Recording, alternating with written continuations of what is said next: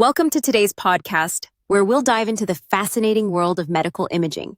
The ability to visualize the interior of the body has revolutionized clinical analysis. So, what exactly are the key techniques used to achieve this? That's a great question.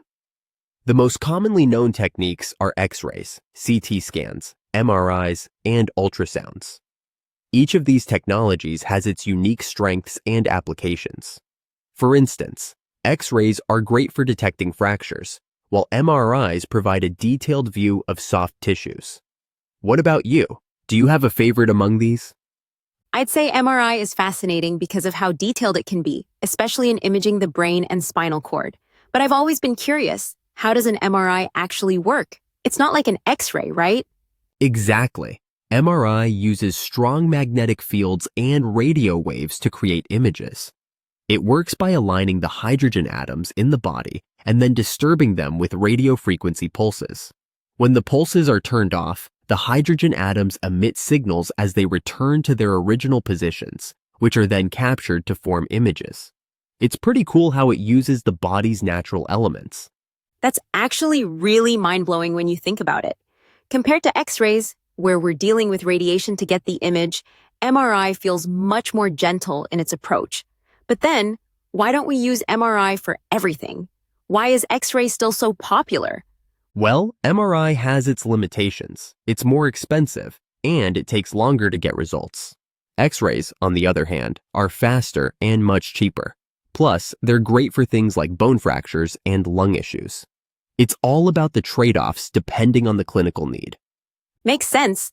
And what about CT scans? They seem like a mix between an X-ray and an MRI, don't they? That's right. CT scans, or computed tomography, combine multiple X-ray images taken from different angles to create a cross-sectional image of the body.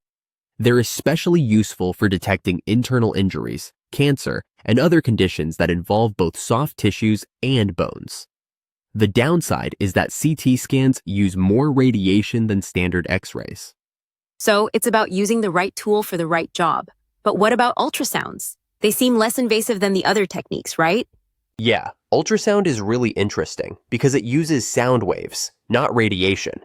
It's commonly used for pregnancy scans, but it's also helpful for viewing organs like the heart, liver, and kidneys. The technology is safe, portable, and provides real-time imaging, which makes it a great option for certain situations. Ultrasounds are great for a lot of applications, but I've always wondered, how do they avoid interference from body structures, like bones, when the sound waves travel through the body? That's where the skill of the technician comes into play. The sound waves are directed through a gel that helps with conductivity, and the technician makes sure to angle the probe in the right direction to avoid interference. It's all about positioning and the right frequency to get clear images. I can see how it requires some expertise. So with all these different techniques, how do doctors decide which one to use? It depends on the clinical question. For example, if a doctor suspects a broken bone, they'll likely use an X-ray. If they need detailed images of soft tissue or the brain, an MRI might be better. And sometimes, a combination of techniques is used to get the full picture. That's a great point. I think it's fascinating how the technology continues to evolve. Who knows what kind of new methods might come up in the future? Exactly. We're constantly advancing, and the possibilities are exciting. From more precise imaging to even less invasive methods, the future is bright for medical imaging. Definitely. Well, that wraps up today's discussion on medical imaging. It's clear that these technologies are integral to modern medicine, providing critical insights into the body. Thanks for tuning in, and be sure to stay curious about the science behind your health. Absolutely. Take care, everyone.